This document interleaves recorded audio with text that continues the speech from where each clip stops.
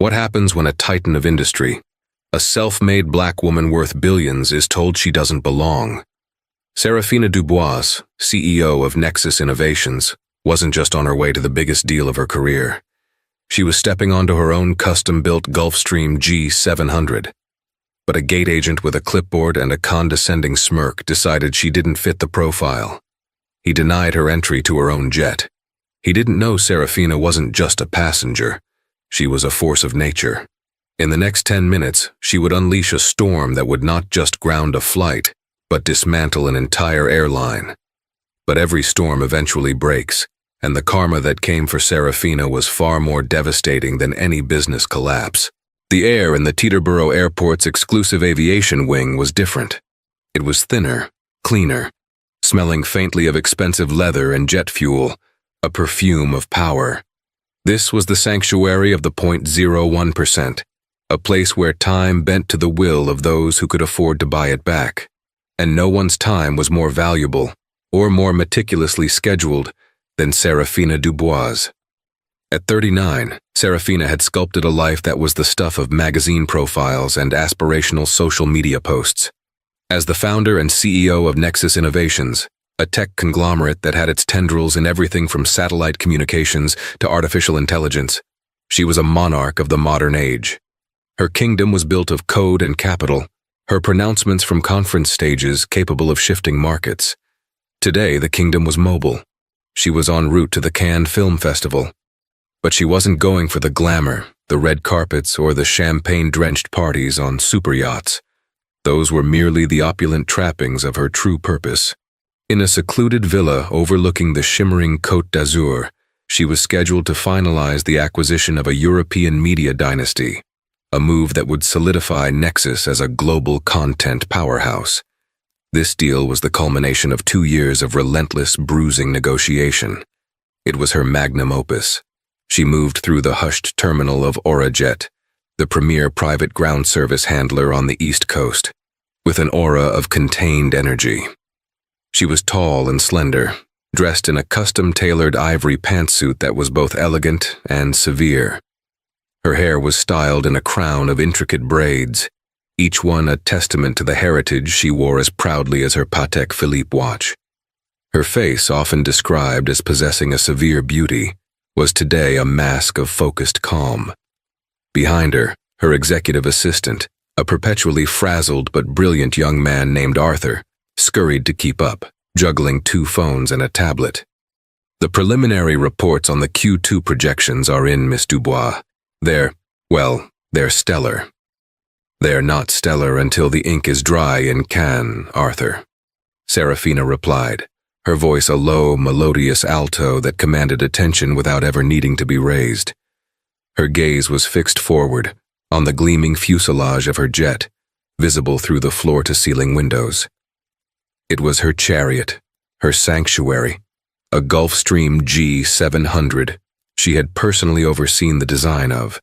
Its tail bore a subtle, stylized phoenix, her personal sigil. The Aurajet lounge was a study in beige and muted golds, designed to be luxurious yet forgettable.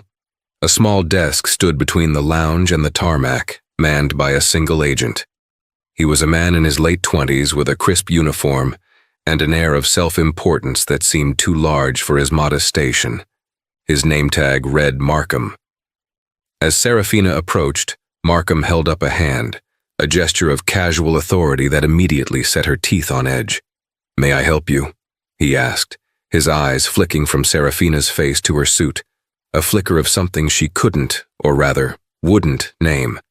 It was a look she had seen 1,000 times before, in boardrooms, at country clubs, in the first-class cabins of commercial airlines before she had built her own wings. It was a look of polite, dismissive appraisal.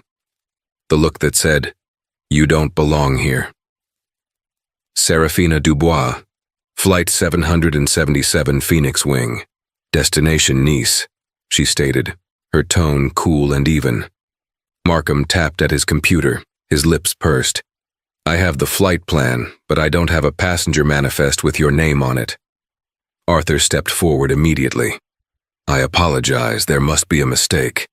I'm Arthur Chen, Miss Dubois' executive assistant. I confirmed everything this morning. Miss Dubois is the principal. It's her jet. Markham's eyes drifted back to Serafina, a slow, insolent journey. A faint smirk played on his lips. Ma'am, I understand that you might be with the party, perhaps a guest of the owner. But for security protocols, I need to see the name of the principal on the manifest before any entourage can board. The air in the terminal seemed to crackle. The temperature dropped several degrees. Serafina's focused calm began to fray at the edges, revealing the molten core of indignation beneath. She had fought too hard, overcome too much to be patronized by a glorified doorman. "Young man," she said, her voice dropping to a near whisper, a far more dangerous register than a shout. "Let me be perfectly clear. I am not with the party. I am not a guest of the owner. I am the owner. My name is Serafina Dubois. The jet you see out that window, the one with the phoenix on the tail, is registered to a holding company which is a subsidiary of Nexus Innovations, of which I am the founder, CEO, and majority shareholder. I own that plane. Now, are you going to let me board it, or do you intend to continue wasting my time?" Every word was a precisely cut diamond, hard and sharp. Arthur visibly paled, recognizing the signs of an impending seismic event. Markham, however, seemed to double down, puffing out his chest. Perhaps he was new, perhaps he was trying to prove himself, or perhaps he was simply blinded by his own prejudices. "I appreciate you clarifying that, ma'am, but without proper documentation, I can't just let anyone onto the tarmac. It's a matter of FAA regulations." He gestured to a leather-bound folder on his desk. "The listed principal for this aircraft is S. Dubois." That could be anyone. A Stephen Dubois, a Samuel Dubois. Given the circumstances, I need to see some proof of ownership. A title, perhaps, or a corporate resolution. Proof of ownership, a title. The absurdity of the request was breathtaking. It was like asking a king for the deed to his castle while he stood in the throne room. This wasn't protocol. This was a deliberate, targeted obstruction.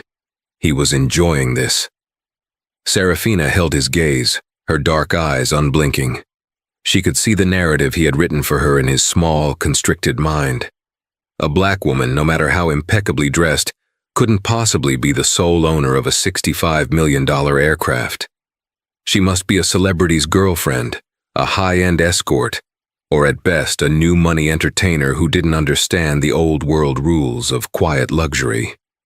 "Arthur," Serafina said, never taking her eyes off Markham, "get me Evelyn, and get me the head of Teterborough's ground operations." "Right away, Miss Dubois," Arthur stammered, fumbling for his phone. "And you," she said, her voice now completely devoid of warmth, a shard of Arctic ice.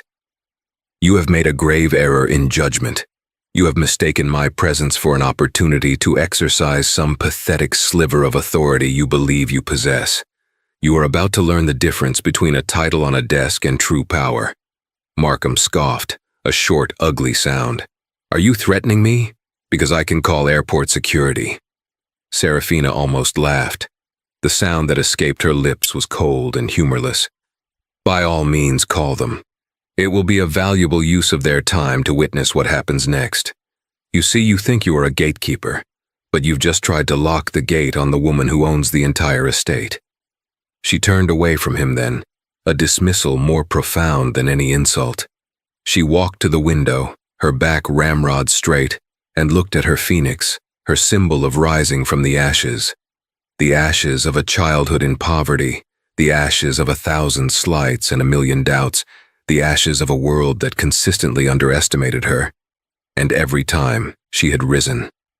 Markham, feeling his control of the situation slipping, made one last, fatal mistake.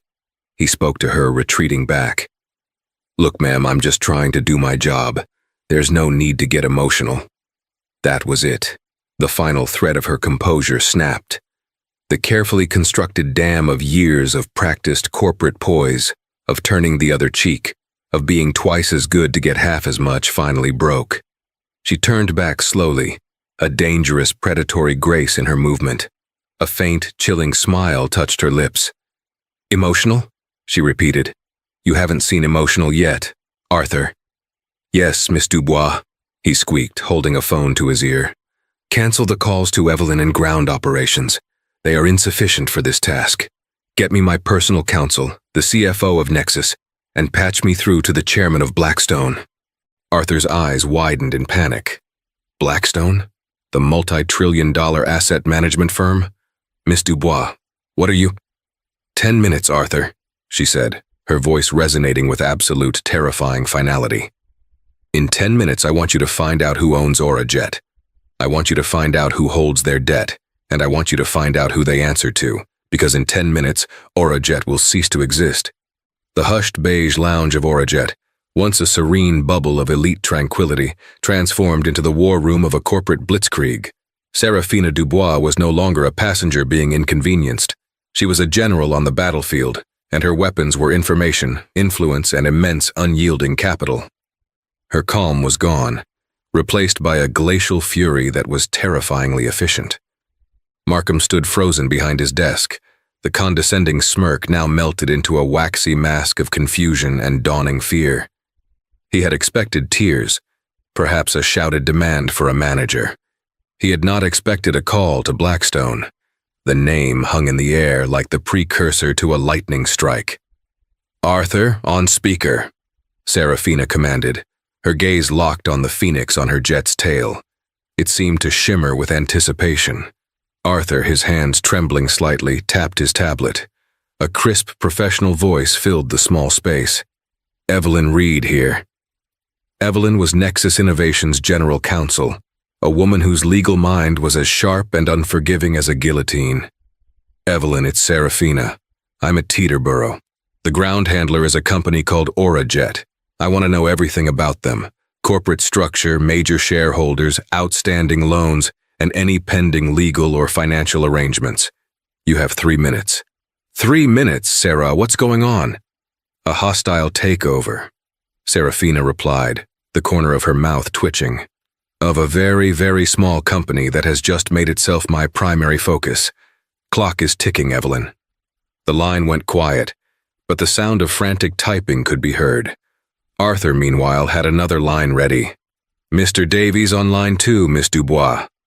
James Davies was her CFO, a man who thought in spreadsheets and saw the world as a series of assets and liabilities. "James, I need a number. What is the total annual value of Nexus Innovations' business with Aurajet? That includes all executive travel, fleet management, and associated services." "Miss Dubois? Let me see. We use them across 3 continents. I'd estimate ballpark around 30 million a year. It's a significant contract for a boutique firm like them." "Excellent," Serafina said. "Draft a notice of immediate termination of all contracts with Aurajet and all its subsidiaries, citing a catastrophic breach of service and a failure to meet basic security and performance standards. I want it ready to send in 5 minutes. And James." "Yes, Miss Dubois?" "Find out which financial institution holds their primary operating line of credit. I want to know who owns their debt." While Davies went to work, Evelyn's voice came back on the speaker. "Okay, I've got the preliminary structure. Aurajet is a privately held company. The majority owner is a family trust, the Alcotts. However, this is interesting. They've been shopping for a buyer for the last 6 months. They're over-leveraged and have been bleeding cash since the pandemic. There's a pending acquisition offer on the table from a mid-cap private equity firm, Crestview Capital Partners." A slow, predatory smile spread across Serafina's face. The pieces were falling into place faster than she could have hoped. "Crestview Capital. Arthur, who do we know at Crestview?" Arthur was already scanning his digital Rolodex, his fingers flying across the screen. "We have several contacts, Miss Dubois. Their portfolio overlaps with our media interests. The managing director of their transportation and logistics division is a man named Richard Sterling. You met him at the Davos summit last year." "I remember him," Serafina said. "He was trying to get Nexus to invest in a failing drone delivery startup.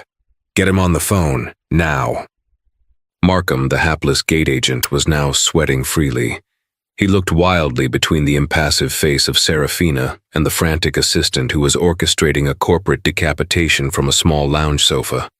He tried to speak, to interject, to apologize, but his throat was dry. He had lit a fuse and just now realized it was attached to a bunker-busting bomb. "Richard Sterling," a new voice, hearty and confident, boomed from the speaker. "Richard, Serafina Dubois, I trust you are well." The confidence in Sterling's voice immediately ratcheted up to enthusiasm. "Serafina, what a pleasant surprise. I was just reading about your forecasted earnings. Astonishing. What can I do for you? Looking to reconsider that drone investment? We've retooled the proposal. Something more immediate, Richard. I'm calling about Aurajet." A beat of silence. "Aurajet, the ground handler? I believe we have a team finalizing some due diligence on them. A small but promising acquisition. Why?" Serafina let the silence hang for a moment, a masterful tactic of negotiation she had perfected over years. She let him fill it with his own anxieties. "I am currently standing in their Teterboro terminal," she began, her voice calm and dangerously reasonable. "I have been denied access to my own aircraft by an employee who seems to operate under the assumption that his personal biases constitute company policy. This, after my office confirmed my travel plans this morning. This, as the CEO of what I am told is their largest client." She paused again. "That's highly irregular," Sterling said, his voice now laced with concern. "Unacceptable, in fact. Let me make a call and get this straightened out immediately. I'll have someone's head on a platter." "That won't be necessary, Richard, because as of 5 minutes ago, Nexus Innovations has terminated all business with Aurajet, effective immediately. Our CFO is drafting the notice as we speak. That's a $30 million annual hole that just appeared on their balance sheet, the one your team is currently performing due diligence on." The silence on the other end of the line was profound. Serafina could almost hear the gears turning in Sterling's head, the calculations of risk, the reevaluation of a promising acquisition. "Furthermore," she continued, pressing her advantage, "I am about to place a call to a friend at the FAA. I am going to report a significant security and personnel failure at this facility. I will suggest in the strongest possible terms that a full and immediate ramp safety and personnel protocol audit is warranted. You know what that means, Richard. It means all their ground operations here and potentially elsewhere will be frozen for hours, if not days, pending the investigation." "My God," Sterling whispered. The hearty executive was gone, replaced by a man staring into a financial abyss. "So you see, Richard," Serafina concluded, her voice as smooth as polished marble. "The small but promising acquisition you were considering has, in the last 10 minutes, lost its anchor client, is about to be operationally paralyzed by a federal investigation, and has proven itself to be a massive liability with incompetent staff and a culture of, let's call it, poor customer discretion. I'm calling you as a courtesy. I wouldn't want you to overpay for a company that is, for all intents and purposes, already circling the drain." The finality in her tone was absolute. She wasn't negotiating. She was informing him of a new reality she had just created. "The deal's dead," Sterling said, his voice a hollow echo of its former confidence. "We're pulling our offer. Thank you for the information, Serafina." The line clicked dead. 9 minutes had passed. Serafina looked up. Markham was staring at her, his face the color of spoiled milk. His entire body trembled. He had not just made a mistake, he had piloted his company directly into a mountain. "Arthur," Serafina said, her voice quiet again, "send the termination notice from Mr. Davies, and please inform the FAA that I have serious concerns about the operational integrity of Aurajet's Teterboro facility." She then turned her full attention back to Markham. For the first time since the ordeal began, she walked directly up to him, her heels clicking softly on the polished floor. She stood before his desk, a queen surveying the ruins of a conquered territory. "For future reference," she said, her voice soft, almost intimate but laced with steel, "when a black woman tells you she owns a private jet, you say, 'Yes, ma'am,' and then you open the door." She didn't wait for a reply. She turned and strode towards the glass doors leading to the tarmac, Arthur scrambling behind her. As she reached the threshold, her personal pilot, a stoic man named Captain Eva Rostova, met her. "Everything all right, Miss Dubois?" Eva asked, her eyes briefly flicking to the chaos unfolding in the lounge behind them. "Everything is now under control, Captain," Serafina said. As she stepped out into the bright sunlight, the roar of a nearby jet taking off filled the air. Behind her, through the glass, she could see Markham finally collapsing into his chair, his head in his hands. Senior managers were now swarming the lounge, their phones pressed to their ears, their faces etched with panic. The 10-minute war was over, and Serafina Dubois had won. The interior of the Phoenix Wing was Serafina's sanctuary, a world away from the chaos she had just unleashed. The scent of Italian leather and freshly brewed Ethiopian coffee filled the cabin.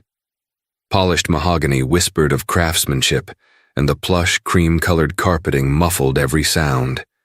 It was a cocoon of absolute control, a stark contrast to the powerlessness she had felt just moments before. As the jet taxied onto the runway, Serafina settled into her favorite seat, a high-backed throne of ivory leather that swiveled to face a large, panoramic window.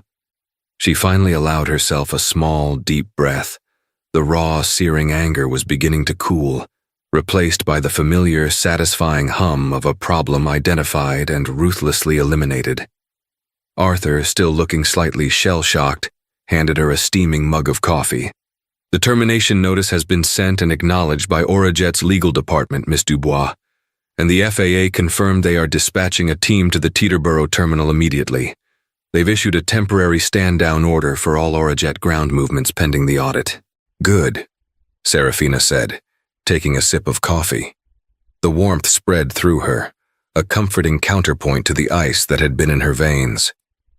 "The news is already hitting the financial wires," Arthur continued, reading from his tablet. "Crestview Capital abruptly withdraws acquisition bid for Orajet. Orajet grounds fleet at Teterboro amid FAA probe. They're citing operational sources. It's a complete meltdown." A grim smile touched Serafina's lips. She had not merely swatted a fly. She had demolished the entire house it was buzzing in. It was decisive. It was total. And a part of her, a part she rarely acknowledged, reveled in the sheer, unadulterated power of it. For a black woman in a world that still saw her as an anomaly, power was not just a tool. It was armor. Today she had used it as a sword. The G700's powerful engines spooled up with a deep, resonant roar, pressing her gently back into her seat. As the jet hurtled down the runway and lifted gracefully into the sky, she watched the Teterboro terminal shrink below her. It was a satisfying sight, a physical representation of her leaving her problems far behind and beneath her. Her phone buzzed with an incoming call. It was Evelyn Reed, her general counsel. "Sarah, what in God's name did you do?" Evelyn's voice was a mixture of awe and professional alarm. "I've got 3 different panicked bankers calling me, asking if Nexus is orchestrating a hostile play in the aviation services sector. The entire board of Orajet is apparently in an emergency meeting, and I'm told the CEO, a Mr. Alcott, is having what was described to me as a full-blown emotional collapse." "I resolved a customer service issue, Evelyn," Serafina said calmly, watching the patchwork of New Jersey sprawl give way to the vast expanse of the Atlantic Ocean. "You resolved a customer service issue by triggering a corporate event that will likely bankrupt the company in question," Evelyn retorted, though there was a note of grudging admiration in her tone. "This was aggressive, even for you." "They were insolent and discriminatory," Serafina stated, her voice hardening again at the memory. "They chose to see my gender and my race before they saw their largest client. They made a costly business decision. I simply facilitated the consequences." "Well, the consequences are a complete rout," Evelyn confirmed. "Their line of credit is likely to be frozen by noon. Without Crestview's capital injection, they're insolvent. You didn't just shut them down for the day, Sarah. You've likely shut them down for good." "Then let it be a lesson to others," Serafina said. "Nexus Innovations will not tolerate such behavior from any of its partners. Send a memo to our entire executive team. I want them to review all our contracts with third-party vendors. We will only work with companies that reflect our commitment to professionalism and respect." "Understood," Evelyn said. "Enjoy Cannes, Sarah. It sounds like you've earned it." The call ended and Serafina was left with the silence of the cabin and the endless blue of the ocean outside her window. She felt a surge of pure, unadulterated victory. The humiliation she had felt, the hot sting of prejudice, had been answered with overwhelming force. She had not just demanded respect, she had commanded it, enforcing it with the full weight of her empire. Markham, the small man with the ugly smirk, was now a footnote in the story of his company's demise. Justice, swift and brutal, had been served. She spent the next few hours working, the righteous energy from the confrontation fueling a state of hyper-productivity. She reviewed the final points of the media acquisition, her mind sharp and clear. Every projection was perfect, every clause in the contract watertight. She was at the apex of her power, soaring at 40, a queen in her flying castle, on her way to conquer another continent. When she finally leaned back and closed her eyes, she allowed herself a moment of reflection. She thought of her grandmother, a woman who had worked as a housekeeper, cleaning the homes of wealthy white families, always entering through the back door. A woman who had endured a lifetime of slights far worse than the one Serafina had faced today, and had done so with a quiet, resilient dignity. Serafina had chosen a different path. She had chosen to build a fortress so high that no one could ever force her to use the back door again. Today, someone had tried to block the front gate, and she had responded by tearing down the gate, the walls, and the entire estate. It felt like a victory for herself, and in a way, a victory for her grandmother too. It was a declaration that the days of quiet endurance were over. The days of swift, decisive retribution had begun. The sun was setting over the Atlantic, painting the clouds in fiery strokes of orange and purple. It was beautiful, a masterpiece of nature's art. Serafina watched it, feeling a sense of profound peace settle over her. The deal in Cannes was as good as done. Her company was stronger than ever. She had defended her honor and asserted her power. From her gilded cage in the sky, the world seemed perfect, orderly, and just. She was completely unaware of the invisible, tangled threads that connected her act of vengeance to a world far outside the financial pages. A world of desperate prayers and racing clocks. A world where the consequences of her 10-minute war were about to manifest not as a news alert, but as a tragedy.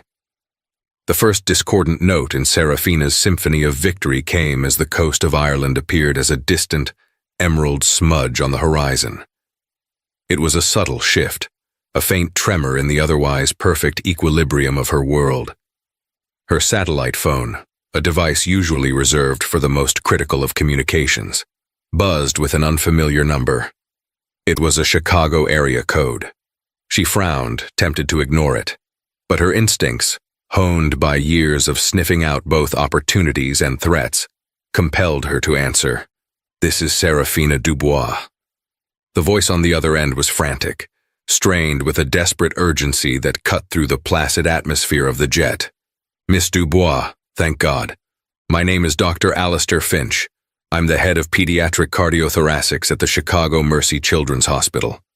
I'm calling about the transport team from the Cleveland Clinic." Serafina was momentarily confused. "The Cleveland Clinic? I'm afraid you have the wrong number, doctor." No, please," the doctor insisted, his voice cracking. "Your foundation, the Dubois Philanthropic Fund, is sponsoring them. A specialist surgical team. They were flying out of Teterboro this morning on a private flight managed by a company called Aurajet." The name hit Serafina like a physical blow. Aurajet. The word, so recently a source of triumphant satisfaction, now tasted like ash in her mouth. The perfect, orderly world she had been admiring began to tilt on its axis. "The flight was scheduled for 8 a.m., Dr. Finch continued, oblivious to Serafina's sudden, chilling silence. "They were coming here to perform a highly complex arterial switch procedure on a 7-year-old girl. Her name is Maya. She has a rare congenital heart defect. The team, Dr. Lena Petrova's team, They're the only ones in the country who can perform this specific microsurgery. But their flight was grounded. Some sort of FAA lockdown. We've been trying for hours to get information, to arrange an alternative, but everything is chaos. We're losing time, Miss Dubois. The surgical window is closing. Serafina's blood ran cold. She felt a wave of nausea so intense she had to grip the armrest of her seat. The FAA lockdown, the operational paralysis. She hadn't just grounded a few executives and wealthy travelers. She had grounded a lifeline. Miss Dubois, are you there? Dr. Finch's voice was filled with pleading. Your foundation has been a godsend. You've funded our entire advanced research wing. I know this is an incredible ask, but we're desperate. Do you have any influence, any way to expedite this? Can you help us? We need to get that team in the air. Influence. The word mocked her. Her influence was the very thing that had caused this. She had wielded her power like a cudgel, and in her blind fury, had struck down the innocent alongside the guilty. A little girl, a 7-year-old girl named Maya, whose life was now hanging by a thread that she herself had cut. I'll see what I can do, Doctor, Serafina managed to say, her voice a strained, unfamiliar whisper. I will make some calls. She hung up the phone, her hand trembling. The luxurious cabin suddenly felt claustrophobic, a cage of her own making. The rich leather seemed to suffocate her, the polished wood reflecting a distorted, monstrous version of herself. Arthur, she snapped, her voice sharp with panic. Get me the head of the FAA, now. Use the emergency contact number from the Nexus Government Relations file. I don't care who you have to wake up. Arthur, startled by her abrupt change in demeanor, scrambled to comply. The smug satisfaction was gone, replaced by a frantic, desperate energy. This was no longer about corporate vengeance. It was about life and death. As Arthur worked, another call came in, this time on her personal cell. The caller ID displayed a name she hadn't seen in over 5 years. Danielle. Her sister. A chasm of unresolved grief and anger separated them. They hadn't spoken since their mother's funeral, a painful affair where years of resentment had boiled over. Danielle, a fiercely independent social worker, had always viewed Serafina's corporate ambition with a mixture of disdain and envy. She saw Serafina's wealth not as a success, but as a betrayal of their roots, a gilded fortress built to keep the world and her own family out. With a sense of deep foreboding, Serafina answered the call. Sarah? Danielle's voice was ragged, stripped of its usual fiery defiance. It was the voice of a mother in terror. Sarah, I know I wouldn't call if it wasn't. She broke off with a sob. Danny, what is it? What's wrong? Serafina asked, her heart pounding against her ribs. It's Maya, Danielle choked out. My Maya.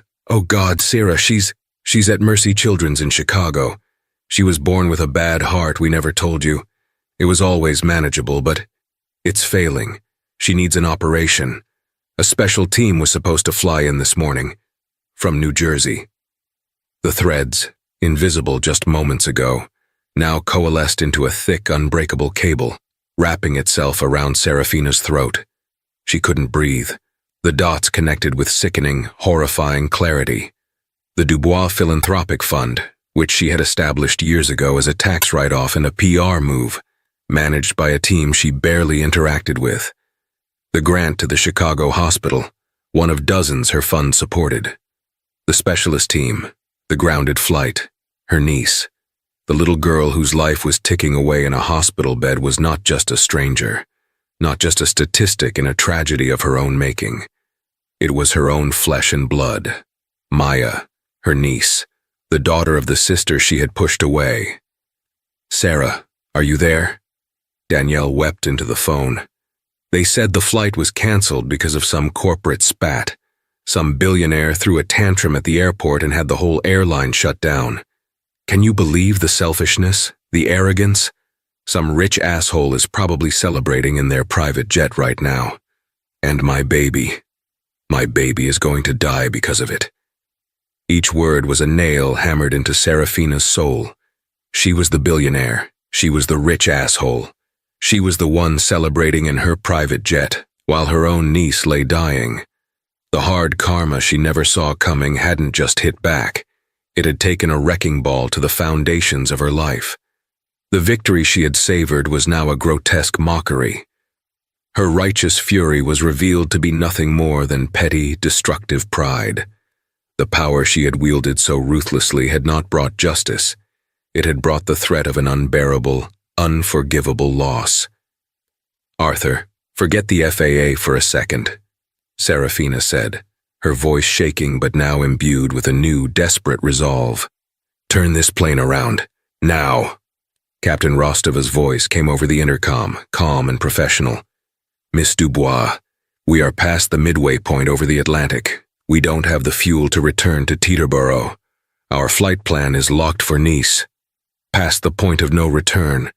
Serafina Dubois, the woman who could bend markets and dismantle corporations with a phone call, was trapped in her gilded cage, flying away from the disaster she had created, powerless to stop the consequences from unfolding.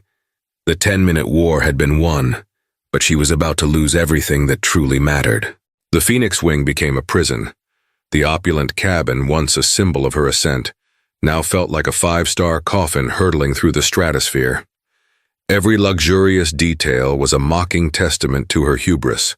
The panoramic window no longer showed a world of opportunity, but a vast, indifferent emptiness that mirrored the one hollowing out her soul.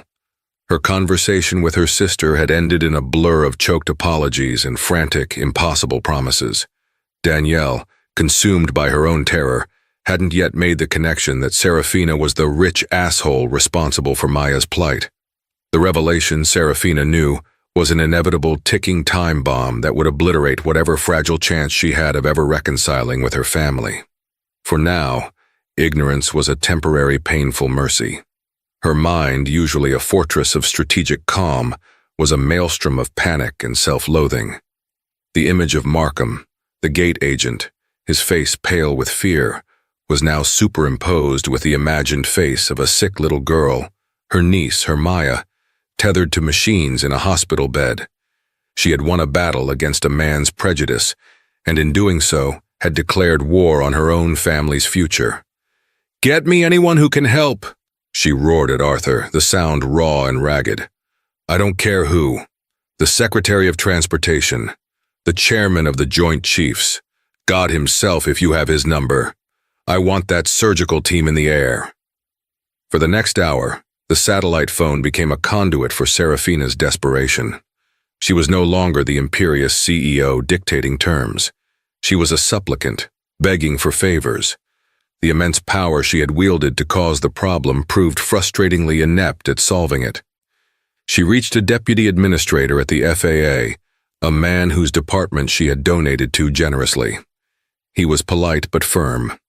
"Sarah, I understand your concern, but this isn't a switch I can just flip. You triggered a full-spectrum safety audit based on a credible tip from a primary source. We have teams on the ground at Teterboro. To pull them back now, to override a federal safety protocol because the person who requested it changed their mind, would be impossible. It would undermine the entire process. My hands are tied." She had built the cage and thrown away the key. The very regulations and protocols she had weaponized were now immune to her influence. She tried another angle. She called the CEO of a rival charter jet company, a man she had nearly driven out of business 2 years prior. She swallowed her pride, the taste of it as bitter as bile. "Dalton, it's Serafina Dubois." A long, cold silence. Well, to what do I owe the honor?" "I need a plane, Dalton. I need it at the Cleveland Clinic's private airfield in the next 30 minutes. I need it to fly a surgical team to Chicago, with priority clearance, no matter the cost." Dalton laughed, a dry, rasping sound. "You need a plane? That's rich. After you spent the last year poaching my pilots and undercutting my contracts, why don't you use one of yours? Or better yet, call your friends at Orajet." "Oh, wait," he purred with malicious glee. "I just saw the news. It seems you've had a busy morning." "Dalton, please," she begged, the word feeling foreign and abrasive on her tongue. "This is not about business. It's a medical emergency. A child's life is on the line. There are always consequences, Serafina, he said, his voice cold. You of all people should know that. My fleet is fully booked. Good luck. The line went dead. She was an outcast, a pariah in the very world she had conquered. The bridges she had burned to ascend her throne were now the very bridges she needed to cross to save her niece, and she found only ashes.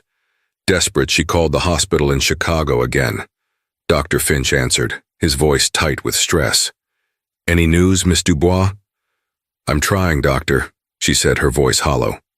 What is the situation now? We're trying to prep Maya for a temporary bypass, he explained, his words clipped and precise. It's a high-risk procedure in itself, a stopgap at best. It might buy us a few more hours, but it puts incredible strain on her system. Every minute that team isn't here, her chances decrease exponentially. Dr. Petrova's team is still stuck in New Jersey. The airport is a disaster zone. No flights in or out. Serafina closed her eyes, the image of her sister's face contorted in grief at their mother's funeral, flashing in her mind. She remembered Danielle's accusation, hissed in a rare moment of privacy amidst the mourning. You trade everything for money and power, Sarah. One day you'll look around your big empty empire and realize you have nothing. That day had arrived, at 40,000 feet above a cold ocean. Her mind, a tool she had always relied on, began to work in a different way. It wasn't about domination anymore. It was about mitigation, about finding a single viable thread in a tapestry of disaster. Arthur, she said, her voice eerily calm. Yes, Miss Dubois, he replied, looking at her with wide, worried eyes. Get me Captain Rostova in the cockpit. On speaker. A moment later, the pilot's voice filled the cabin. Yes, Miss Dubois. Ava, forget Nice. The moment we touch down, I need a new flight plan. We are going to Chicago. Understood. Next, she continued, her thoughts racing. Arthur, I want you to contact the Mayo Clinic, Johns Hopkins, and every other leading cardiothoracic center in the world. Find me the second best team on the planet for this specific procedure. I will pay any amount to get them to Chicago. Use the Nexus corporate jet stationed in London, the one in Dubai, I don't care. Scramble every asset we have. This was a new kind of war, not a 10-minute blitzkrieg of destruction, but a desperate global scramble against the clock. And Arthur, she said, her voice dropping, draft a statement, for me, to be released to the press. What should it say, Miss Dubois? Serafina took a deep, shuddering breath, the confession feeling like tearing her own skin. It will say, she began, that the shutdown of Aurajet's operations was a direct result of my actions. It will state that my decision, born out of a personal grievance, has inadvertently caused a catastrophic delay in a critical medical transport. It will name the hospital, the surgical team, and it will contain a public unconditional apology to the family of Maya. She choked on the name of Maya Miller. She gave her sister's married name, creating a thin, pathetic veil of separation that she knew wouldn't last. It was an admission of fallibility, an admission of guilt. In the world of perception is reality she inhabited. It was corporate suicide. Her stock would likely plummet. Her board would be furious. The media would have a field day. The Titan would be shown to have feet of clay. She didn't care. The only stock that mattered now was the dwindling seconds of a little girl's life. The only board she had to answer to was a jury of one, her sister. The rest of the flight passed in a blur of frantic phone calls and crushing silence. She secured a team from Germany, but they were 6 hours away. She managed to arrange a military transport for Dr. Petrova's team from a nearby airbase, but the logistical hurdles were immense. It would still take hours Maya didn't have. When the Phoenix Wing finally began its descent towards the coast of France, Serafina felt no relief.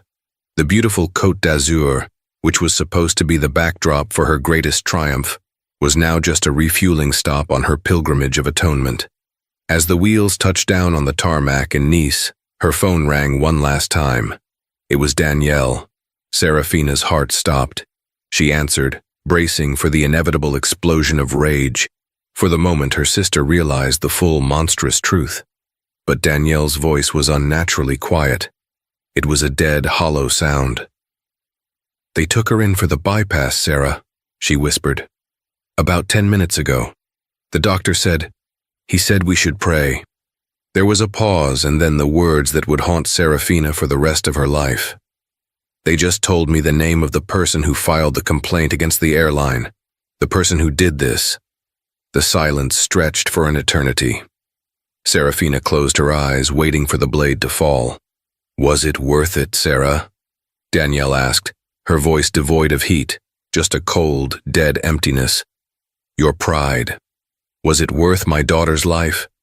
The karma had not just hit back. It had shattered her world, leaving her alone with the wreckage, a queen of ashes in an empire of regret. The story doesn't end with a simple fix. Serafina Dubois, a woman who could move mountains of capital, discovered the agonizing impotence of power in the face of fate. Her desperate, globe-spanning efforts did eventually get the specialist team to Chicago, but hours late. Maya survived the surgery, but not unscathed. The delay caused complications, leaving her with a lifetime of health challenges, a permanent, breathing testament to her aunt's 10 minutes of fury. The deal in Cannes collapsed, her reputation was shattered, and the public apology she issued was seen as a hollow gesture from a fallen idol.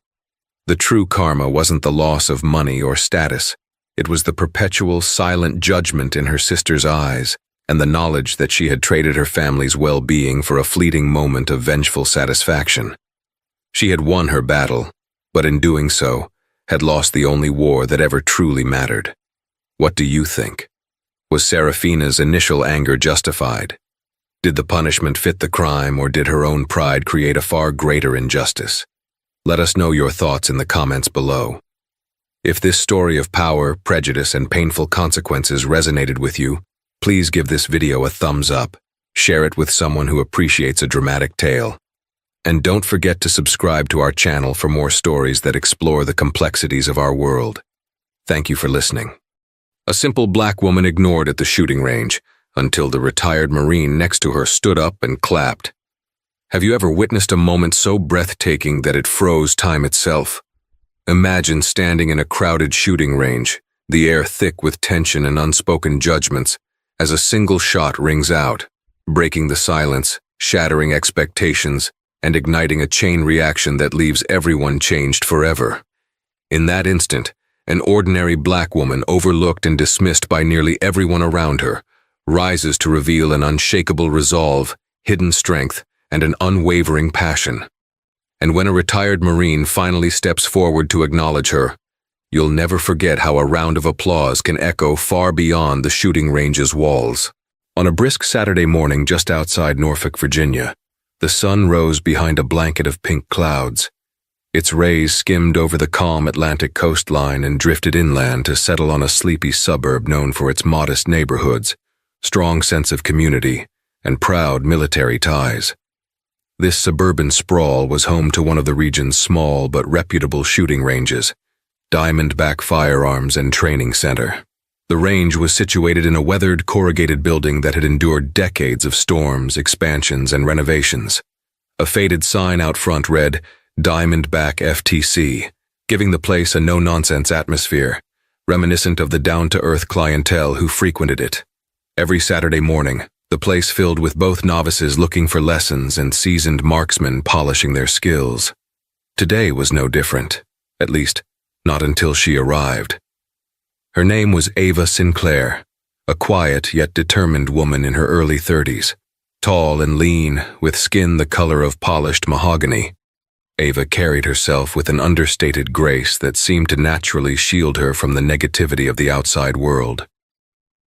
She parked her weather-beaten silver sedan in the far corner of the lot, far from the pickups and sports cars that belonged to other range-goers. Ava wasn't looking to make a statement with her arrival. All she wanted was to hone her shooting skills, something she had discovered a deep passion for over the past year. But the morning already felt different. Ava sensed an underlying tension in the air as she approached the entrance. The routine hum of gunfire from the range's interior was accompanied by an energy that danced between the lines of expectation, curiosity, and perhaps something less benign.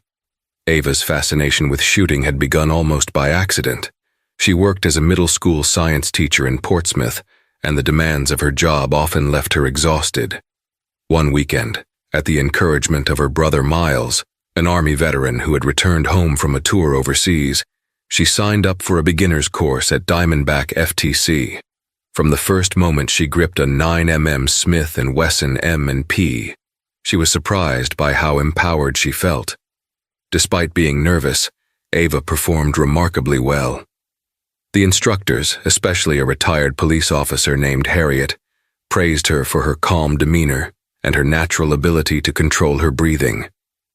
More than that, Ava discovered that focusing on a target while controlling her breath and stance gave her a sense of clarity she found nowhere else. The range became her sanctuary, a place where her mind quieted, where she could step away from the frenetic energy of teaching. Despite her initial positive experiences, Ava was well aware of the stereotypes she faced when she walked into a gun range. She was a black woman in a world often associated with white men, a world that could at times be unwelcoming or patronizing. She had her fair share of awkward stares and assumptions about her abilities. Yet each weekend she returned, quietly and resolutely, perfecting her stance, her accuracy, and her confidence. Inside the shooting range that morning, the regulars had already claimed their favorite lanes.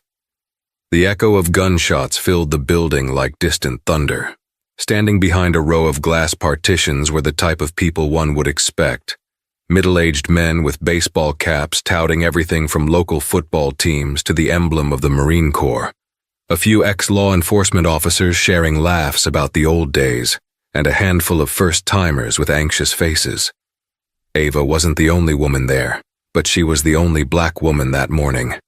She noticed the discreet glances from other shooters as she checked in at the front desk and obtained her earmuffs and safety glasses. In the corner stood Stan Watkins, the range manager, a thickly built man with a buzz cut who rarely cracked a smile. Stan prided himself on running a tight ship. Yet for reasons Ava couldn't quite understand, he'd always treated her with a stiff politeness that bordered on dismissal. Stan nodded curtly as she approached. "Morning," he said, avoiding eye contact.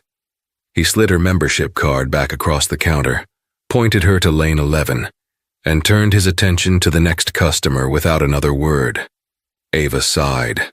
She was used to it. "Let them judge me," she thought. "If there's one thing I've learned, it's that actions speak louder than words."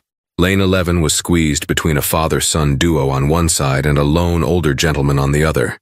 Ava gave a polite nod to the father and son, who were too busy comparing their bullet groupings to notice her. Then she glanced over at the older man. He had a certain presence about him. His posture was upright, and there was an ease in his movements that spoke of discipline. He didn't appear to be shooting yet, just meticulously cleaning a .45 Colt 1911. Its polished chrome gleamed under the range lights. He had a salt-and-pepper mustache, tanned skin, and forearms roped with muscle. The man wore a black baseball cap embroidered with the letters USMC in gold thread. Ava felt a twinge of curiosity, but she shrugged it off, reminding herself she was here for practice, not conversation. She donned her protective gear, laid out her Glock 17, her pride and joy, and set up her target. The world narrowed to the silhouette downrange, the muzzle, and her breathing. She loaded the magazine, racked the slide, and took aim. The father from the next lane to Ava's right, a man named Jerry Swanson, was large in both stature and voice. The entire range could hear his commentary to his teenage son about stance, grip, and the right way to aim. He sounded authoritative, until one listened closely and realized half of his expert advice contradicted basic firearm safety. Jerry was clearly trying to impress his son, or anyone within earshot, with his knowledge. Soon Jerry noticed Ava, eyeing her Glock with what appeared to be mild distaste. He whispered something to his son, something that made the boy smirk. Ava could guess the gist of it, that women, especially black women, didn't know what they were doing around guns. She tried to ignore them, focusing on slow, even trigger pulls. Her shots were clean, grouping tightly in the center of her target, 10 rounds, each one a testament to the discipline she'd cultivated over time. She couldn't help the slight smile that crept onto her face. She was getting better, yet no one offered a word of acknowledgement. Not that Ava expected applause, but seeing how Jerry and a couple of others were making a grand show of slapping each other on the back for decent groupings, it would have been nice just once to get a nod of respect. Instead, Jerry racked his rifle loudly, making a point to overshadow her with the thunderous boom of his .308 shots, as if drowning out the evidence of Ava's skill. After finishing her first magazine, Ava stepped back to take a breath. She felt that familiar swirl of eyes on her, some curious, others quietly disapproving. She pretended not to notice. While reloading, she chanced a glance at the older gentleman on her left.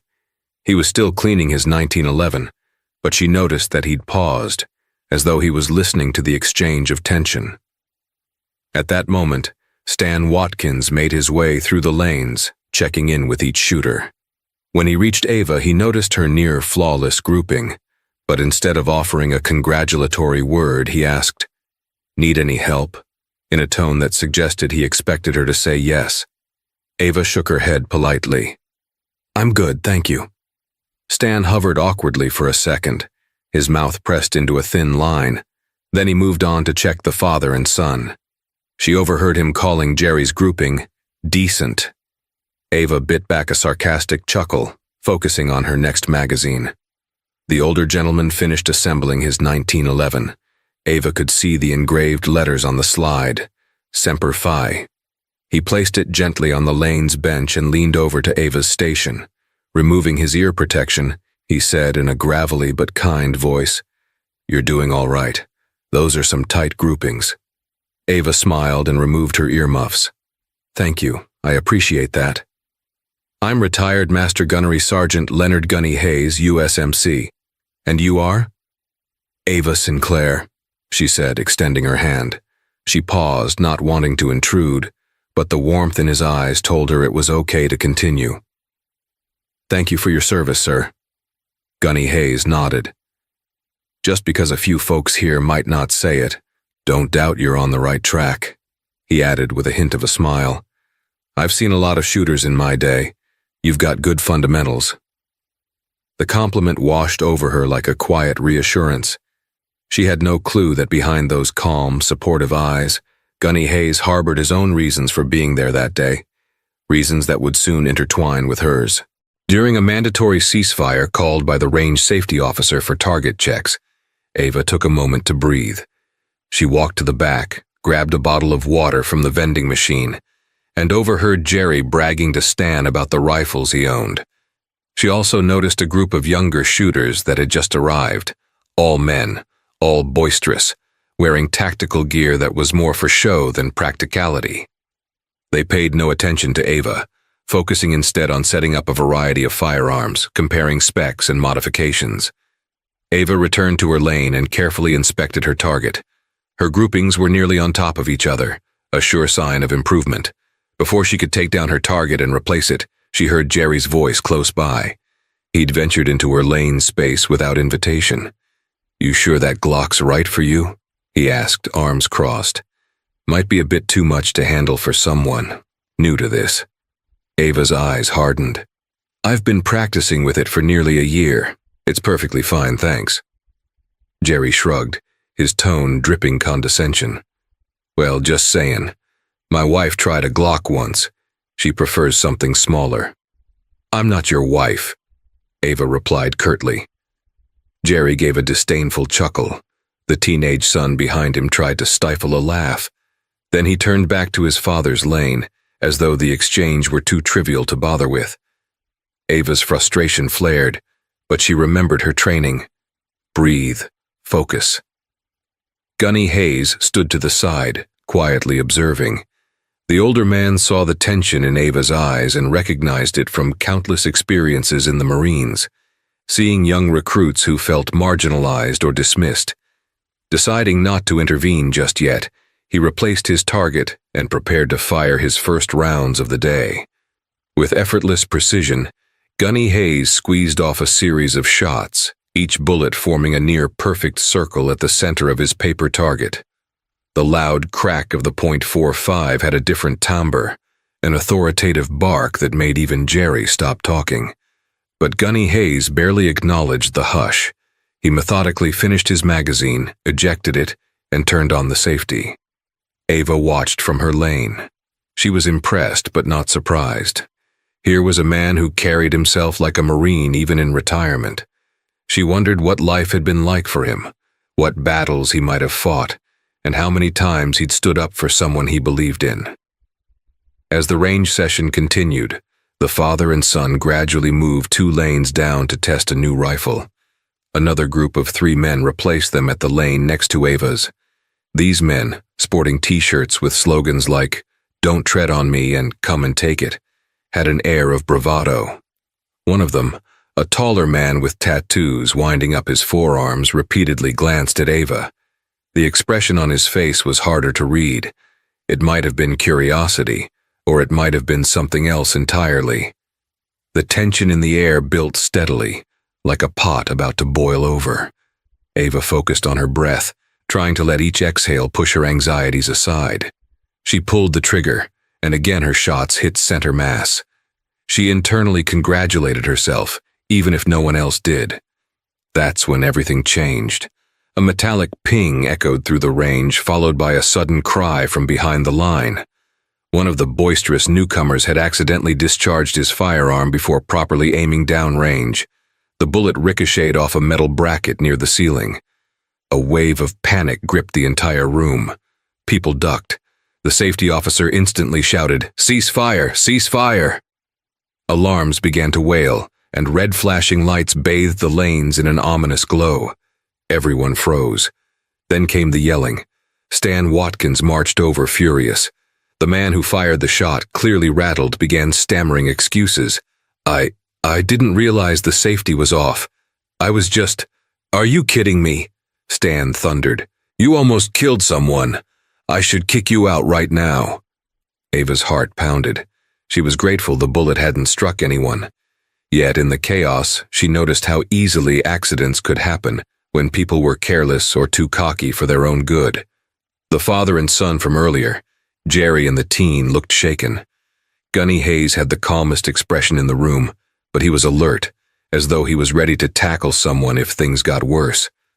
The safety officer scanned for injuries. Miraculously, no one was hurt. Stan escorted the irresponsible shooter and his 2 buddies out, yelling over the blare of the alarm that they would be banned from Diamondback indefinitely. A tense hush followed as the staff scrambled to restore order. It took about 15 minutes for normalcy to return. During that break, the father, Jerry, circled back, finding an excuse to sidle up to Ava once more. "Crazy stuff," he murmured. "Figured you'd be the one to cause trouble, not some good old boys." Ava's jaw clenched. "And why would you figure that?" she asked, her voice tight. Jerry shrugged, attempting a casual air. "I mean, you're new. Some folks new to guns can be a little jumpy." She wanted to retort with a scathing remark about how her grouping was far better than his, but she took another breath and looked him in the eye. "I'm not new, Jerry, and even if I was, safety is about training, discipline, and respect, not about how long you've been shooting or what you look like." With that, she turned away, hoping the conversation was over. Gunny Hayes, who had been quietly listening, decided the moment had come to weigh in. He locked eyes with Jerry. "You'd do well to listen," he said, voice calm but firm. "In the Corps, we learned that assumptions are dangerous on the battlefield. They're dangerous here, too." Jerry stepped back, looking chagrined. He didn't expect a retired Marine to openly side with Ava. Gunny continued, "This lady's got excellent trigger discipline and technique. I'd trust her at my side on the range any day. Maybe show some respect." His tone left no room for argument. Jerry swallowed hard. "Right," he muttered, then walked away in embarrassed silence. Ava was stunned by Gunny's intervention, but also profoundly grateful. For a moment, the tension drained. The safety officer signaled that firing could resume. Everyone put on their earmuffs again and went back to their lanes. though the air still felt charged with leftover adrenaline. Ava and Gunny continued shooting side by side. She would occasionally glance his way, noticing the impeccable form. Every shot was crisp, accurate. There was a mutual respect between them now. In one of the lulls, Gunny quietly asked, "You self-taught, or did someone show you those fundamentals?" "I took lessons for a while," Ava replied. "But I also practiced alone, reading, watching videos, focusing on my breathing like I do in yoga." She didn't mention she'd taught herself yoga through library DVDs, or how she'd spent many nights alone in her small living room, in a meditative stance to gather the focus she now applied to the range. Gunny nodded, his gaze returning to his target. "It shows. Keep doing what you're doing." Ava reloaded her Glock, feeling her heart swell with a sense of validation. She couldn't help but feel a curious flicker of anticipation. Something told her the day's events were far from over. As the afternoon wore on, shooters came and went. Jerry and his son finally packed up, clearly unsettled by the near accident earlier, but also uneasy about having been put in their place. In their wake, a younger crowd filled the lanes. Some recognized Gunny from his days volunteering with the local VFW, greeting him respectfully. The Marine responded with polite nods, still laser-focused on his shooting. Eventually, the lane manager announced the range would be closing soon for a private lesson. Ava wasn't quite done. She still had a half box of ammo she wanted to use. She glanced at Gunny, who was also packing up his ammo carefully. She wondered if she should say something, but before she could, he spoke. "You want to join me for a cup of coffee when you're finished? The diner across the street has decent pie, or at least it used to." She hesitated for a split second, then nodded. "Sure, I'd like that." The day had started with an undercurrent of hostility. Now there was a thread of camaraderie. Ava felt less invisible, and she sensed that the retired Marine's interest in her wasn't just about shooting. She'd soon find out why he'd taken such a keen interest, and how their paths would intersect in ways she never expected. Sam's Diner was a local establishment that had been around since the 1950s. Its neon sign was missing a letter, so it occasionally flashed SM's Diner, giving the place an unintentional quirkiness. Inside, the floor was checkered black and white, while red vinyl booths lined the perimeter. The air smelled of strong coffee, fried bacon, and a hint of fresh pie crust. Ava arrived shortly after Gunny, who was sitting in a corner booth. Steam rose from 2 mugs of coffee on the table. She slid in across from him, taking a brief moment to absorb the nostalgic ambiance. "Thanks," she said, eyeing the coffee. "I appreciate the invitation." Gunny gave a small smile. Sometimes it's good to debrief after a day at the range, especially a day like today. A waitress in a frilly apron approached. "Can I get you folks anything else? Pie, maybe?" "Cherry for me," Gunny answered, then turned to Ava, eyebrows raised in question. She shrugged. "I'll have the same." Once the waitress left, Gunny removed his cap, setting it gently beside him. "I grew up not far from here," he said, drumming his fingers on the table. "Joined the Marines straight out of high school. Served in Desert Storm. Then in some places the news hardly mentions. Retired a few years ago." Ava sipped her coffee. "I'm a school teacher," she said. "Science, mostly. I got into shooting because it helps me focus, clears my head." Gunny nodded. "You're good," he repeated. "I see a lot of potential in you. You have a calmness that most novices don't. Even plenty of experienced shooters don't have it." A blush warmed Ava's cheeks. "That's kind of you to say." He leaned forward slightly. "I meant what I said to that guy Jerry. Don't let them diminish your skill. If you ever need someone to shoot with or to back you up, I'm usually around on Saturdays." "Thank you. I might take you up on that." Their conversation was marked by a comfortable lull, the kind that forms when two like-minded souls realize they share more than a passing interest. Ava found herself reflecting on her experiences at the range and how easily negative energy can overshadow the joy of the hobby. In Gunny, she sensed a paternal, protective spirit. someone who'd seen the worst of humanity yet still chose to be kind. Their cherry pies arrived, the crust flaky and golden, the filling bright red and glistening. Ava took a bite, savoring the burst of sweet tart flavor. As she ate, her eyes wandered around the diner. Families, couples, single patrons, everyone lost in their own worlds. She wondered how many had come from the shooting range, how many carried assumptions about who belonged there and who didn't. Gunny cleared his throat. "There's something else on my mind if you don't mind me sharing. See, I lost a friend recently, George Baker. He was a fellow Marine, a real stand-up guy. Cancer took him before his time." "I'm sorry to hear that," Ava said softly. Gunny's gaze was distant. "He left behind a daughter about your age. She's been going through a rough time. I've tried to be there for her, but maybe seeing someone like you, someone who's forging her own path, might inspire her." Ava's eyes widened. "You want me to meet her?" Gunny shrugged. "Just a thought. I see in you something strong. You overcame stereotypes at the range. Maybe you could help her see that the world can still be a good place." Ava felt a pang of responsibility and gratitude. She was honored he thought so highly of her. "I'd be happy to if she wants to." Gunny lifted his coffee mug. "To forging new paths," he said, a solemn toast. Ava tapped her mug to his, and they both drank. The next week, Ava returned to the range, half hoping to see Gunny. She found her usual lane, did her usual routine, but the atmosphere felt different.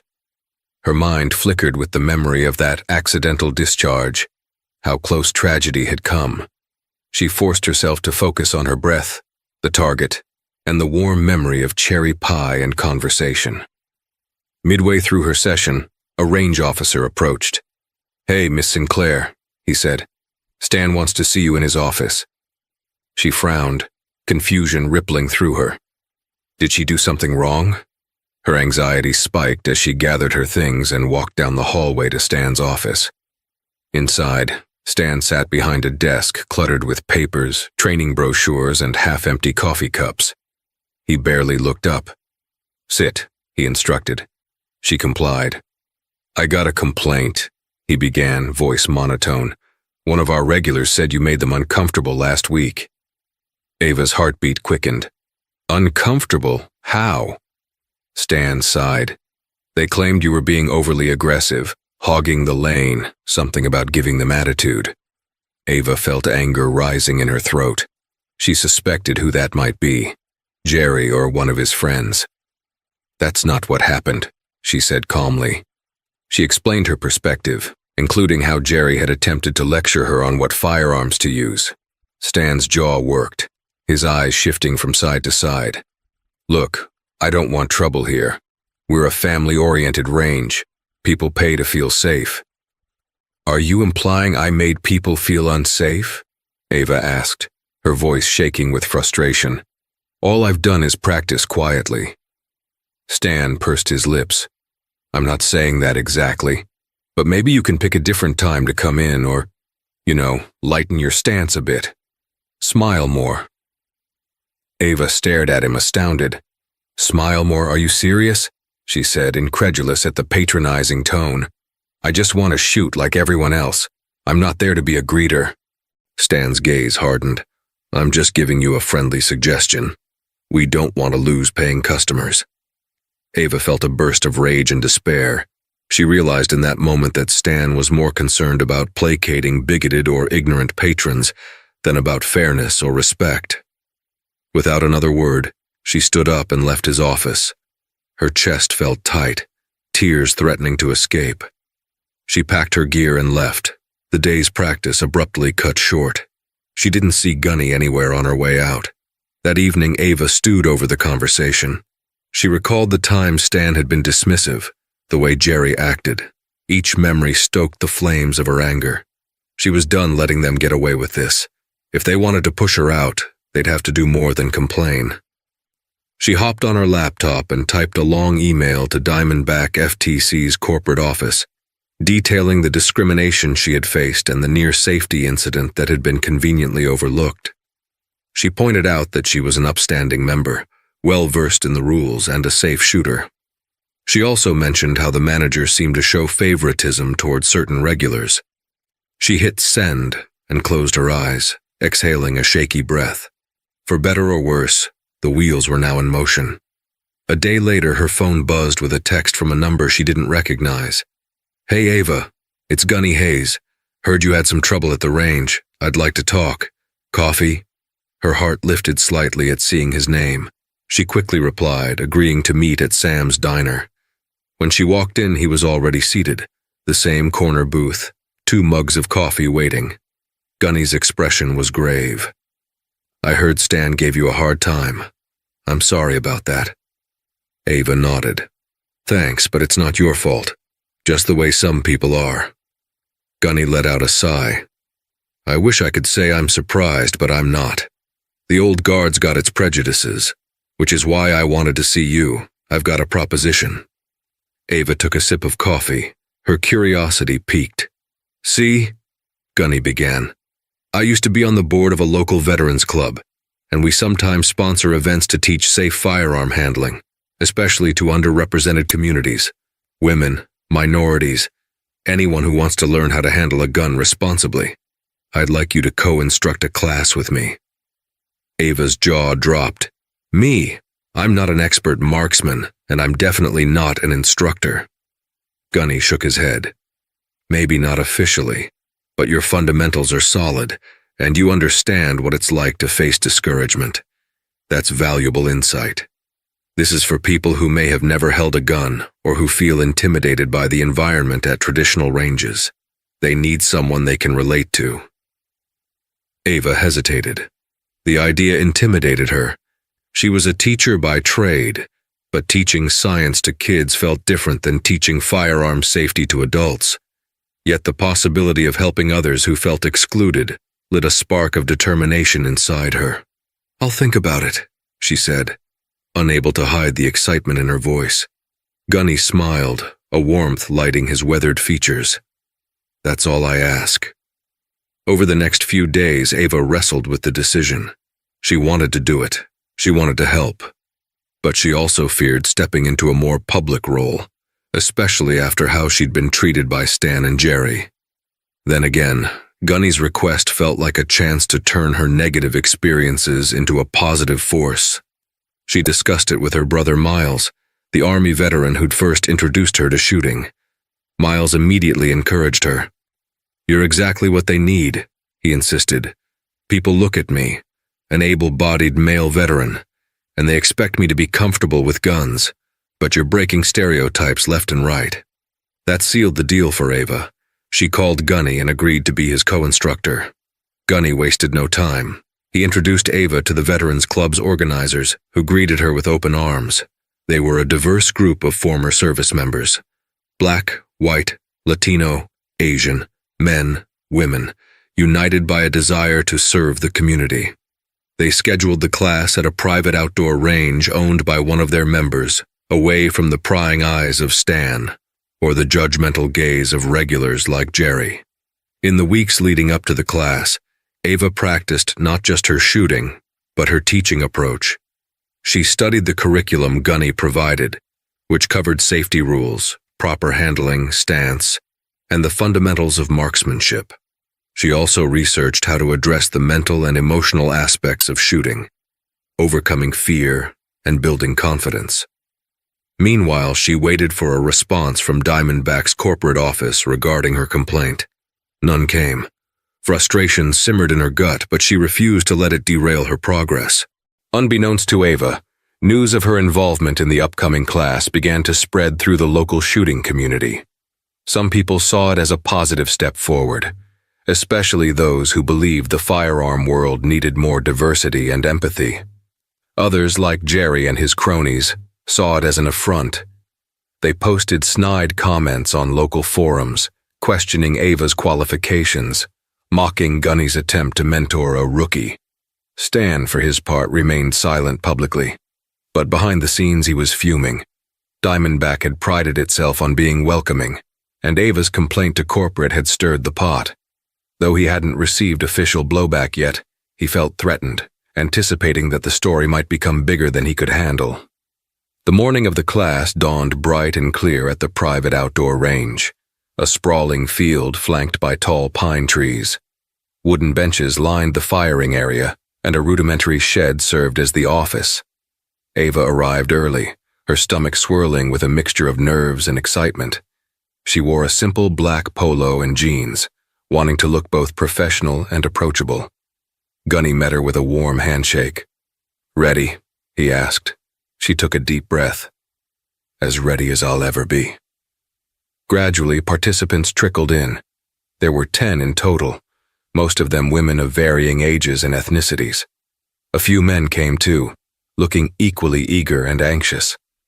As they assembled, Ava noticed how they gravitated towards her, curious, perhaps relieved to see a female instructor, particularly a black woman, in what was traditionally a male-dominated space.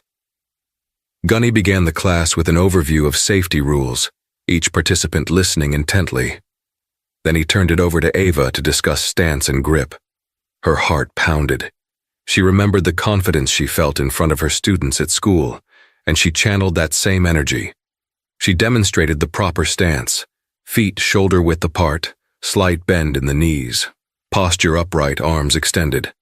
Her voice was steady, authoritative yet compassionate. "Your body is part of the aiming system," she explained. "So consistency and stability are key." A hush fell over the small crowd, not out of boredom, but out of respect and focus.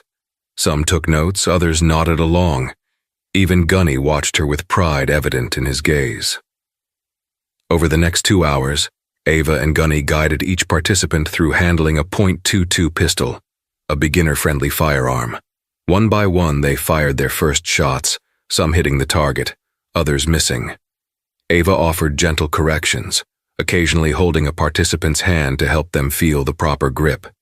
She saw the same spark in them that she once felt, a blend of nervousness, excitement, and pride when they realized they could harness the power of a firearm responsibly. By the end of the session, nearly everyone was smiling, eager for more practice. Gunny concluded with a heartfelt speech about responsibility, discipline, and community. Then, to Ava's surprise, the participants erupted in applause. They turned to Ava as they clapped, thanking her for her patience and clarity. One woman, tears in her eyes, said, "I never thought I could do this. Thank you." Ava's heart swelled. She glanced at Gunny, who nodded approvingly. In that moment, the negativity at Diamondback felt like a distant memory. Here, under the open sky, she had found a place where her passion and purpose merged. She accepted their applause with modesty, not realizing just how far-reaching the ripple effects of that day would be. Word of the successful class spread quickly, thanks in part to social media. Participants posted selfies holding their targets and praising Ava and Gunny's instruction. They tagged local community groups, friends, and family. Comments poured in. Most were positive, with people asking when the next class would be held. But a handful were snide remarks from the usual corners, questioning why such a class was necessary, or mocking the participants as snowflakes. Stan at Diamondback came across these posts, each one a reminder that Ava Sinclair was gaining respect in the firearm community, respect that eclipsed what Diamondback had offered her.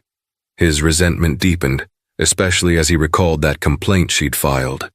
Fear gnawed at him, imagining corporate might eventually investigate more thoroughly. Meanwhile, Jerry swore he'd never take another class at Diamondback if that woman was around. But he still lurked in online forums, fueling negativity by claiming he knew for a fact Ava was incompetent.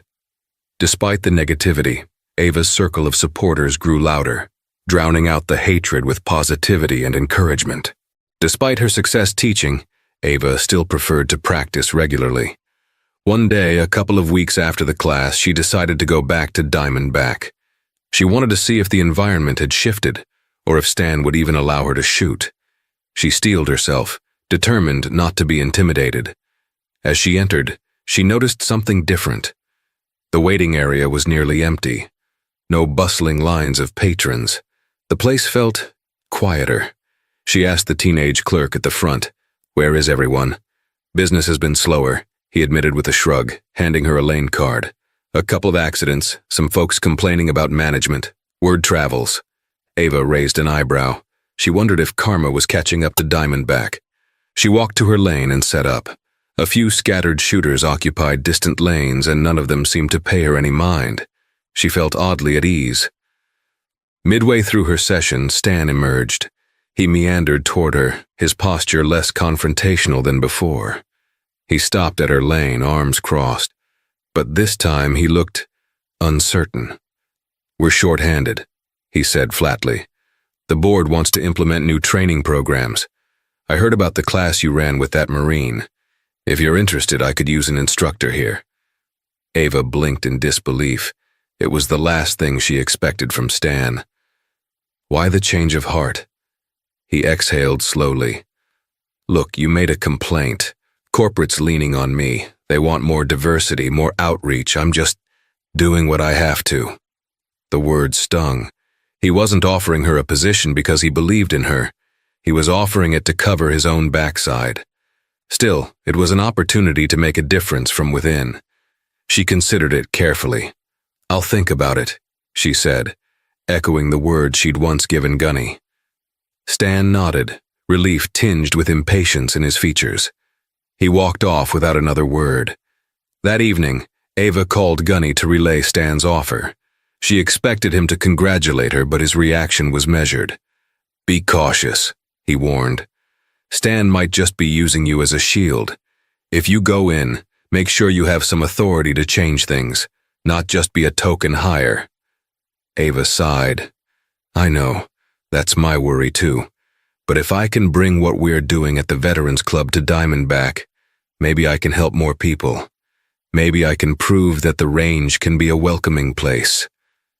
Gunny's voice softened. "Then do it, if that's your calling. Just go in with your eyes open." In the days following Ava's triumphant first firearms class with Gunny, a noticeable shift rippled through the local shooting community. Rumors and half-whispered anecdotes circulated across social media, in barbershops, and around dinner tables. At first it seemed like idle gossip, an exaggeration of the tensions that often flare when strong personalities collide in gun culture. But soon, there was no denying the truth behind the rumors. Diamondback Firearms and Training Center had come under official scrutiny from its corporate parent company. The initial spark for the investigation was Ava's detailed complaint. Yet unbeknownst to her, other Diamondback patrons, men and women of varied backgrounds, had filed grievances over the past few years. These lodged accusations of racial bias, poor safety oversight, and unprofessional behavior by senior staff, particularly the range manager, Stan Watkins. Most of these complaints were brushed aside at the local level, often by Stan himself under the guise of handling it in-house. But when Ava's report arrived at corporate headquarters, it was a red flag that finally connected the dots. Located 3 states away, the Diamondback corporate headquarters was perched in a sleek glass office building, worlds away from the gritty corrugated metal range floors. The corporate board of directors, comprising attorneys, financial officers, and a few high-profile industry experts, usually concerned themselves with shareholder returns, expansion projects, and new product lines. They rarely had to intervene in local management squabbles. Yet now, they were forced to comb through a stack of old complaints that had never before reached their desk. A dedicated compliance and ethics team was dispatched to investigate. Led by a sharp-eyed internal auditor named Rachel Morales, they pored over financial records, incident reports, and safety violation logs. Initially, the investigation began quietly, with discreet emails and phone calls. However, as each interview revealed more problems, from slipshod maintenance checks to an inconsistent approach toward customer safety, Rachel's team realized they were dealing with a systemic issue. And at the center of it all was Stan Watkins, who appeared to keep certain regulars happy while ignoring the concerns and well-being of others. Stan Watkins discovered the investigation one morning when he was copied on a curt email from corporate demanding full access to Diamondback's digital records. A sinking feeling settled in his gut. He recognized that tone. It meant trouble. For days he tried to maintain an air of confidence, reassuring the remaining staff that the investigation was merely a routine audit. But behind closed doors his temper flared, and he paced back and forth in his cluttered office like a caged animal. He called on old favors, phoned connections he had in local law enforcement, and even tried to contact a friend he claimed worked in legal. Nothing helped. Word had spread that the corporate team had arrived in town, and employees saw them strolling through the facility with notepads and stern expressions. Anxiety was contagious. You could sense it in the staff's half-whispered conversations and in the uneasy glances between range officers. Every day that passed brought new revelations. One staff member, emboldened by the sense that corporate was genuinely listening, exposed times Stan had brushed aside explicit safety hazards, like broken lane dividers or underqualified employees handing out rental guns. Another recalled a barrage of racist comments from Jerry, and how Stan had only ever responded with a dismissive shrug. Rachel Morales took every testimony seriously, insisting on anonymity for the whistleblowers. Morale at Diamondback plummeted, and regular customers found themselves turned away or confronted by locked doors as the range reduced its operating hours for safety improvements. Meanwhile, social media chatter took on a life of its own. Facebook groups dedicated to local gun enthusiasts buzzed with speculation, some praising Diamondback's downfall as overdue comeuppance, others lamenting what they saw as the political correctness encroaching on a cherished local institution. A few courageous voices mentioned Ava Sinclair by name, pointing out that her honest feedback and unwavering determination had catalyzed genuine change. News outlets soon picked up the story in snippets, often focusing on the angle of alleged safety violations at local gun range. The coverage wasn't entirely damning. Diamondback's brand still carried weight in the region, and some reporters tried to maintain neutrality. But the overall narrative was clear. Wrongdoing or negligence had thrived under Stan's watch, and now the cracks were too big to ignore. Among all the clamor, Jerry, the self-proclaimed firearms expert who had insulted Ava, boasted on anonymous forums that he'd known something was off about Diamondback. He conveniently neglected to mention his own role in harassing her. Some of Jerry's friends, furious that Diamondback was caving to corporate suits, launched a smear campaign against Ava, labeling her a troublemaker and accusing her of trying to take down a beloved local range. Yet each time such vitriol appeared, the swelling support for Ava overshadowed it. Participants from her recent firearms safety class posted glowing testimonials about her conduct and skill, effectively drowning out the hate. Ava first learned of the corporate investigation when she received an unexpected phone call from Rachel Morales. It happened on a Tuesday afternoon, just after Ava finished grading quizzes in her empty classroom. "Miss Sinclair, this is Rachel Morales from Diamondback's Corporate Compliance Division," the woman on the phone said, her voice calm and measured. "We've been reviewing your complaint in conjunction with other reports. I'd appreciate your time for a more detailed interview." Ava's stomach churned with a mix of relief and apprehension. She agreed to meet, feeling the weight of what might come next. The following evening, in a modest conference room at a local business center, she laid out her experiences in chronological order, from Stan's dismissive attitude to the near-disastrous discharge incident and Jerry's antagonism. She spoke of the small humiliations, like being offered help she never asked for, and being told to smile more. She also described how she'd seen Diamondback staff treat certain regulars leniently, even when they broke safety protocols. Rachel took meticulous notes, occasionally asking clarifying questions, but never interrupting Ava's flow. By the end of the 2-hour session, Ava felt emotionally drained but oddly validated. For perhaps the first time, someone with authority appeared genuinely invested in the truth, not in burying it. Not long after Stan's suspension, Jerry and a few of his cronies tried to hold an impromptu protest outside Diamondback's doors. Carrying signs that read, No corporate meddling and real patriots defend gun rights. They gathered for about an hour, scowling at anyone who came near. Truth be told, few paid them any attention. Most drivers passed by without so much as honking, and Diamondback remained locked up. Eventually, the protesters dispersed, muttering angrily among themselves about how Diamondback was ruined. In online communities, however, the conversation shifted focus. People who'd previously felt marginalized, women who were mocked for asking naive questions, shooters of color who'd had negative interactions with staff, novices intimidated by the arrogant pros. They all started sharing their experiences.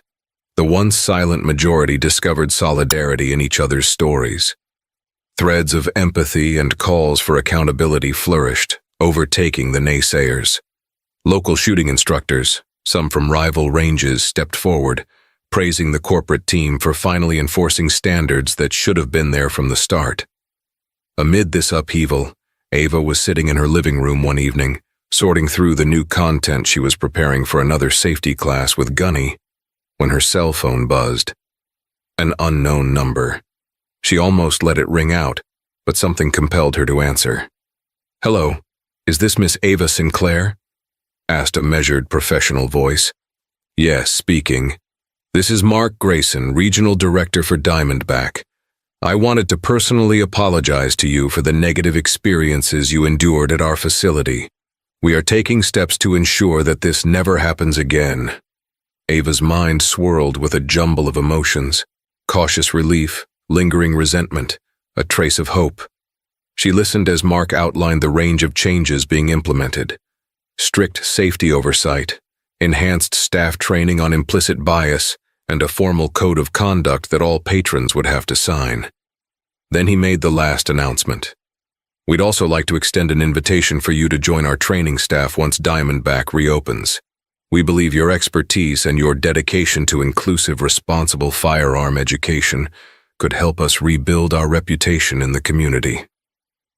For a moment, Ava was speechless. Though a vindicated grin threatened to break across her face, she tempered it with realism. She remembered Gunny's warning. "If you go back, make sure you have real authority, not just a token position." So she cleared her throat, thanked Mark for the offer, and told him she'd need time to think it over. She wasn't about to forget how quickly Diamondback's leadership had once dismissed her, nor was she eager to become a band-aid for problems that ran deep. Yet, as she hung up, her heart thumped with a mixture of triumph and trepidation. Everything was happening so quickly. She thought of the countless shooters who might now have a chance to learn in a fair environment. She thought of Stan Watkins, facing the consequences of years of neglect and negligence. And she remembered Gunny Hayes' words, softly echoing in her memory. "Sometimes, the strongest weapon we have is our determination to stand up for what's right." When Diamondback finally reopened, it was a very different place. The signage was updated, the staff restructured, and safety protocols strictly enforced. They held an open house event to rebuild trust with the community. Gunny accompanied Ava for moral support. The place still smelled like gun oil and burnt powder, but the energy felt different, cautiously optimistic. People greeted Ava with polite curiosity instead of the cold stare she was used to. A newly hired manager named Denise Carter introduced herself. She was a no-nonsense woman, ex-law enforcement, with a track record of turning around struggling businesses. She shook Ava's hand firmly, thanking her for giving Diamondback a second chance. In a ceremonial moment, they presented Ava as their new part-time instructor. She gave a brief demonstration, showing her hallmark calm and precision, then talked to visitors about the importance of safe shooting techniques and inclusive education. Suddenly, from the back of the crowd, a singular clap sounded, then another.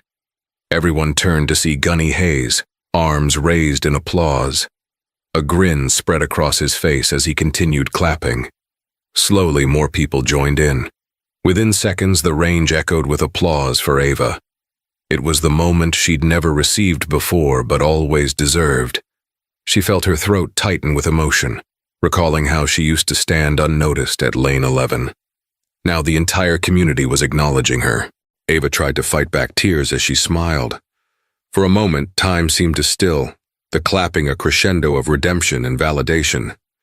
Gunny's eyes glistened with pride as he stepped forward and rested a hand on her shoulder. "Told you," he whispered with a grin. "Actions speak louder than words." After the applause died down, people flocked to ask Ava questions, express their support, and sign up for her future classes. She saw among them new faces, young and old, men and women of various backgrounds, who wanted to learn about firearms in a safe, respectful environment. The sense of community was palpable, like a renewed spirit had settled over Diamondback. That evening, Ava, Gunny, and a few of the new staff sat around a table at Sam's diner, celebrating with pie and coffee. The conversation flowed with optimism about future classes, advanced courses, and outreach to local schools and women's groups. Ava couldn't help but smile, feeling a deep sense of purpose. Gunny raised his mug. "To Ava Sinclair," he said, voice ringing with quiet pride. "She reminded us that sometimes the strongest weapon we have is our determination to stand up for what's right." They all clinked mugs. Ava looked around at the small group of people who'd chosen to believe in her, and recalled the countless others who were impacted by her example. She realized that her journey had only just begun, but this milestone affirmed that she was on the right path.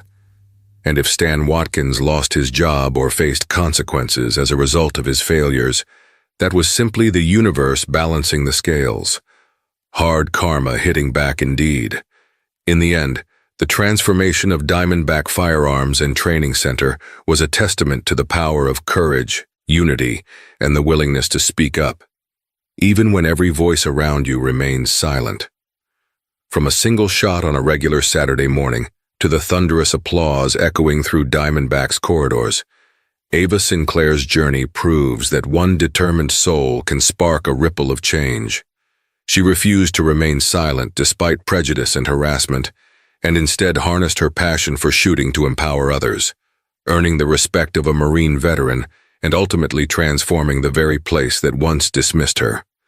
In this final moment of triumph, we see that taking a stand, no matter how small, can alter destinies, unravel biases, and pave the way for unity. Call to action. If this story moved you, please support our channel by hitting the like button, sharing it with your friends, and subscribing for more inspiring stories. Let's continue celebrating everyday heroes and building communities where respect, courage, and hope shine brighter than any darkness, because in the end, every voice matters.